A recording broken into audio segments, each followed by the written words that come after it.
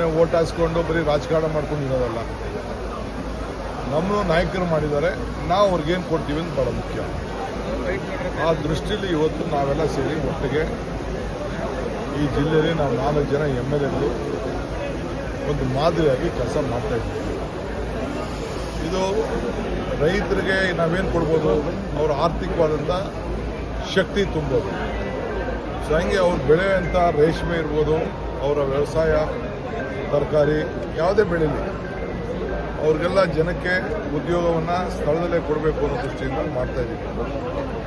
So ಈ ಬೆಂಗಳೂರು ದಕ್ಷಿಣ ಜಿಲ್ಲೆ ಮತ್ತೆ ಹೆಸರನ್ನ ಉಳಿಸ್ಕೊಂಡು ಇವತ್ತು ಅವ್ರಿಗೆಲ್ಲ ನಾವು ಯಾವ ಶಕ್ತಿ ಬಂದಿದೆ ಅನ್ನೋದನ್ನ ಪ್ರತಿಯೊಬ್ಬರಿಗೂ ನೀವು ಕೇಳಿ. ಅವ್ರೇನು ಹೇಳಿದ್ರು, 5 ಲಕ್ಷ ಆಯಿತು, 3 ಲಕ್ಷ ಆಯಿತು, 4 ಲಕ್ಷ ಆಯಿತು, ಎಲ್ಲರ ಜಮೀನು ಅಷ್ಟೇ ಆಯಿತು. 6,000 7,000ಕ್ಕೂ ತೊಗೊಂಡವ್ರದ್ದು ಇವತ್ತು 2 ಕೋಟಿ 3 ಕೋಟಿ ಆಗಿದೆ. ಸೊ ಅಷ್ಟಕ್ಕೆಲ್ಲ ಶಕ್ತಿನ ನಾವು ಕೊಟ್ಕೊಂಡು ಬಂದಿದ್ದೀವಿ. ಸೊ ಅದರಿಂದ ಇವತ್ತು ನಾವು ಶಿಂಷಾಯಿಂದ ನೀರು, ಸತ್ಯಕಾಲ, ಶಿಂಷಾ ಅಂದರೆ ಸತ್ಯಕಾಲ ಪಕ್ಕ, ಅದು ಅಲ್ಲಿಂದ ನೀರು ಗಣವಾಯಿಂದ ಬಂದು ತಿರ್ಗಾ ಇಲ್ಲಿ ಹೇಮಾವತಿ ನೀರು ಅಲ್ಲಿ ತಗೊಬಂದು ತಿರ್ಗಾ ಇನ್ನೊಂದು ರೌಂಡ್, ಈಗ ಮೊನ್ನೆ ತಾನೇ ಏನೋ ಒಂದು ತೀರ್ಮಾನ ಆಗಿದೆ, ನಾಳೆ ನಾಡಿದ್ದು ನಾನು ಹೇಳ್ತೀನಿ, ಅದು ಟೆಂಡರ್ ಕರೀತಾ ಇದ್ದೀವಿ. ಎತ್ತಿನೊಳಗೆ ನೀರು ಎಲ್ಲ ಇಲ್ಲಿಗೆ ಬರ್ತದೆ. ಸೊ ಆ ಡ್ಯೂಟಿನ ನಾವು ಮಾಡ್ತಾಯಿದ್ದೀವಿ. ಅದಕ್ಕೆ ಕೆಲವರೆಲ್ಲ ಹೊಟ್ಟೆವ್ರು ಏನಪ್ಪ ನನಗಿಂತ ಕೆಲಸ ಮಾಡೋಕ್ಕಾಗಲಿಲ್ಲ, ನನಗಿಂತ ಕೆಲಸ ಮಾಡಿಲ್ಲ ಅಂತ ಕೈ ಹೊಸಿಕೊಂಡು ಕೂತ್ಕೊಳ್ಳಿ. ಸರ್, ಬಜೆಟ್ ಇದೆ, ಜಿಲ್ಲೆಯ ಜನ ಏನು ನಿರೀಕ್ಷೆ ಮಾಡ್ಬೋದು ಸರ್? ಏನ ಬಜೆಟ್ ಇದೆ, ಜಿಲ್ಲೆಯ ಜನ ಬಜೆಟಿಂದ ಏನೂ ನಿರೀಕ್ಷೆ ಮಾಡೋ ಅವಶ್ಯಕತೆ ಇಲ್ಲ ರೀ.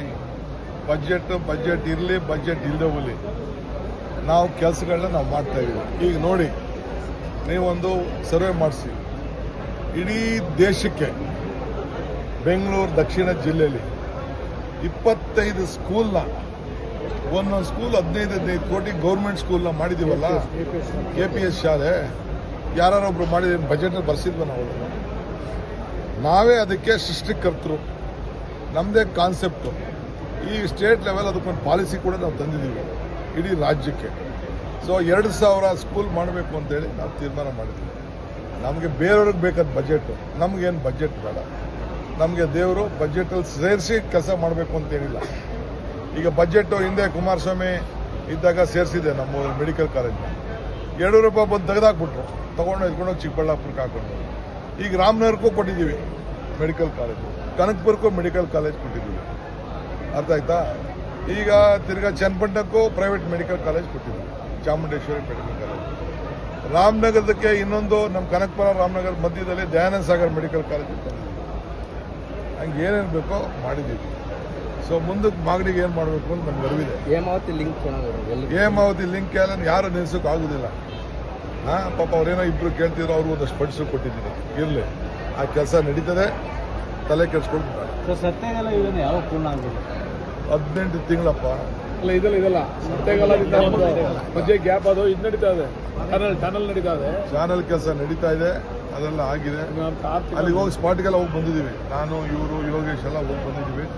ಆ ಕೆಲಸ ಕೂಡ ಸರ್. ಈಗ ಬಜೆಟಲ್ಲಿ ಜಿಲ್ಲೆಗೆ ಸಾಕಷ್ಟು ಸಿಗುತ್ತೆ ಅನ್ನುವಂಥ ನಿರೀಕ್ಷೆ ಇದೆ ಸರ್. ನೋಡಪ್ಪ, ಆದ್ಮೇಲೆ ಜಿಲ್ಲೆಗೆ ಸಾಕಷ್ಟು ನೋಡಿ, ನಾನು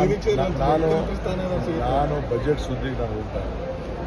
ಪಾಪ ಬೇರೆಯವ್ರಿಗೆ ಬಜೆಟ್ ಬೇಕು, ನಮಗೇನು ಬಜೆಟ್ ಬೇಡ.